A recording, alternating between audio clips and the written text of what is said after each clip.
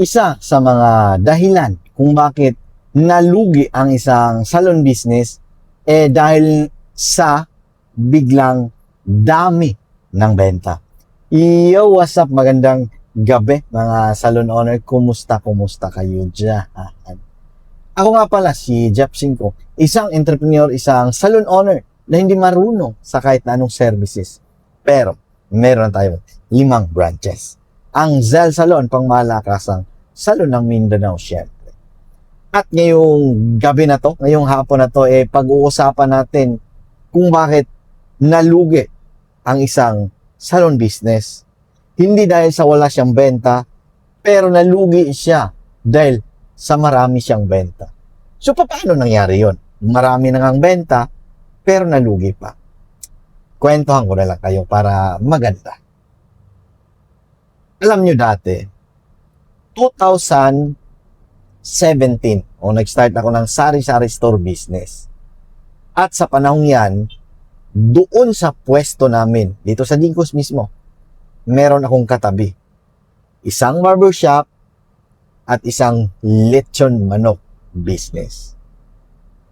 Baguhan pa ako doon sa business, sa pwesto na yon, no? At nakikita ko na napakadaming benta ng lechona nila. Maraming benta, as in madaming benta talaga. Hindi siya konti kasi madami talaga. Kasi, pagpasok ko kasi hindi kasi ako natutulog dati. Matagal akong matulog dati, no? Ang pasok ko dati sa aming sari-sari store, mga alas 10 ng umaga. Or minsan, kadalasan alas 3 ng hapon. Pero, umuwi ako ng alas 3 ng madaling araw. Kaya kitang-kita ng mga mata ko kung gaano kalakas yung lechona nila. Kasi, mula pagpasok ko, kinahapunan hanggang gabi na yan, punuan yan, walang tigil. Pero ang problema, sila ay nalugi, nabaon sa utang, at nagka-problema ng madami. Paano nangyari yun? Ganito ang senaryo. Sa salon business natin, sample ko, sa salon natin, di ba? May mga panahon talaga na malakas. Pero kadalasan, palagi itong nangyayari. Sa loob ng isang taon, bihira lang ang malakas dyan ng mga araw o mga buwan. Kadalasan dyan, yung beer months lang.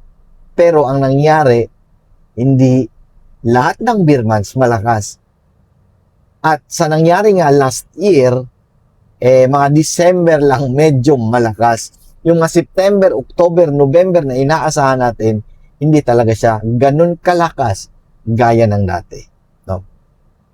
At dito sa experience na to, dito ako kukuha ng sample. Sa salon business natin, mga mahihina yung buwan mula ng January papuntang July. Kadalasan, yan yung mga nangyayari. Pero, dito tayo nagkakaproblema. Yung biglang dami ng benta. Yung tipong, sanay na sanay tayo na yung benta natin daily 3,000, 5,000, 6,000, or 10,000. Yan yung kadalasang benta natin. Pero ito yung mga delikadong bagay. Mga nakakatakot. Yung biglang pasok ng benta. Di ba? At nangyayari yan maaring December. Pagdating ng December, no?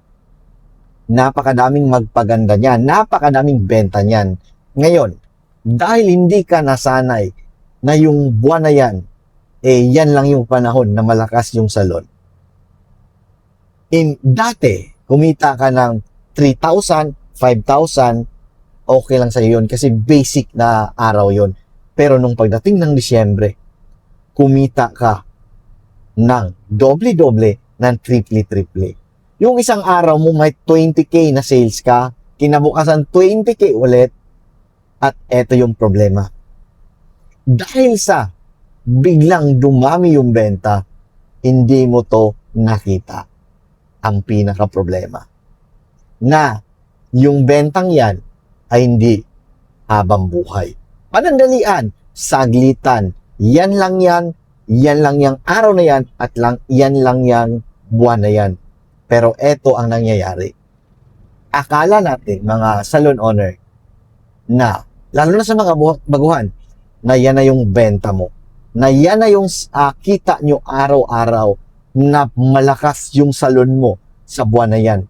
Kaya ang ginawa mo, gagastusin mo halos lahat ng kita.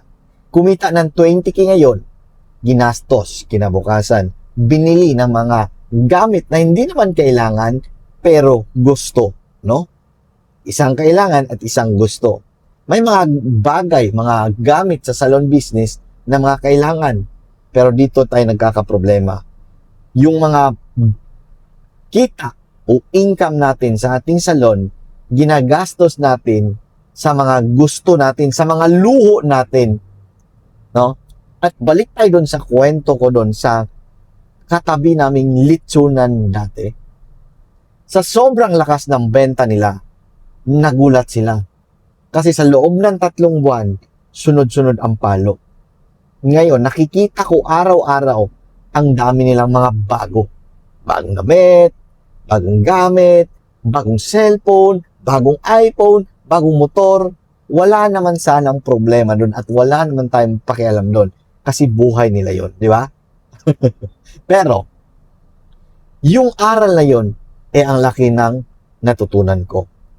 Dahil, nakita ko silang umangat yung benta at nakita ko rin silang bumagsak mismo. At dumating sa punto na wala pang 1 taon, meron ng araw-araw na naniningil doon sa kanila. Marami, no?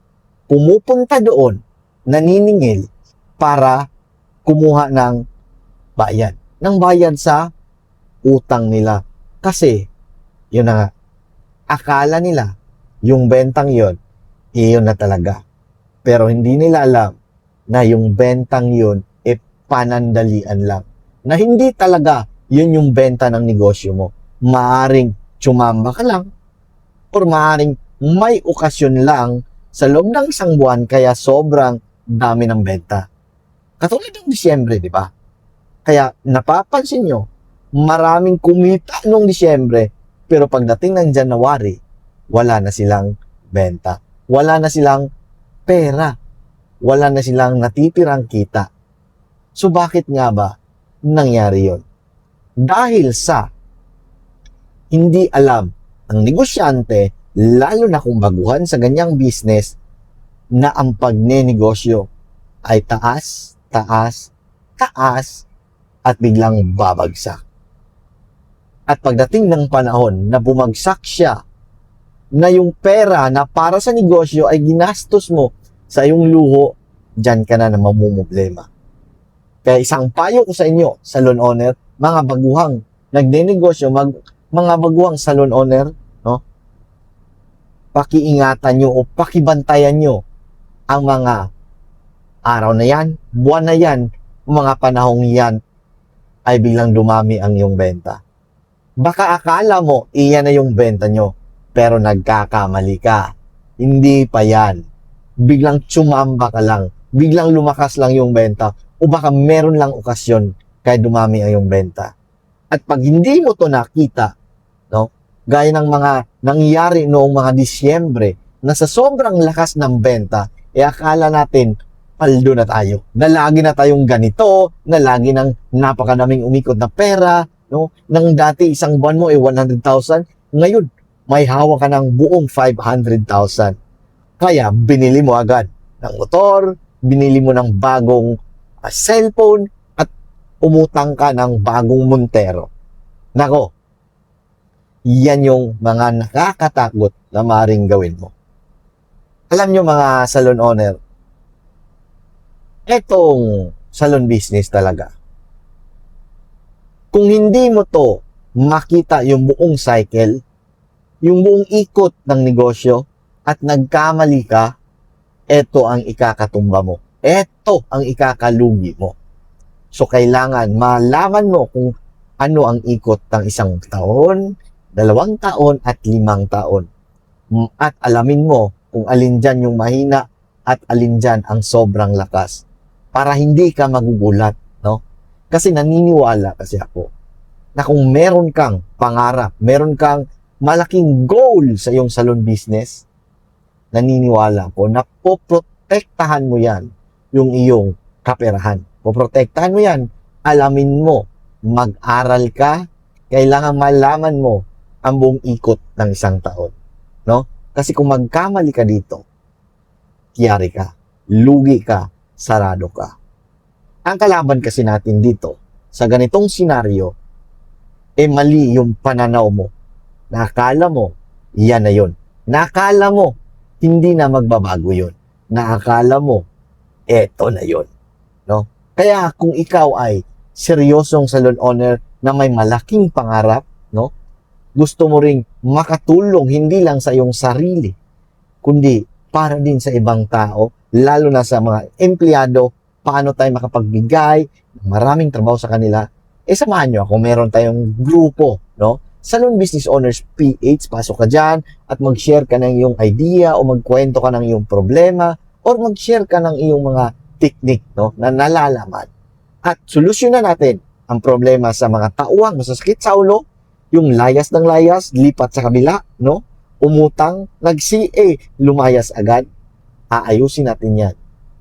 Kaya, pasok ka na doon. At syempre, kung gusto mo ring makatulong sa iba, share mo to para meron din ibang matuto, no? At like and follow na din para mapapanood mo ang ibang update natin. Dahil, isi-share ko yung mga teknik ko sa loob ng 10 years sa pagpapalaki ng salon business. At yan lang, magandang gabi.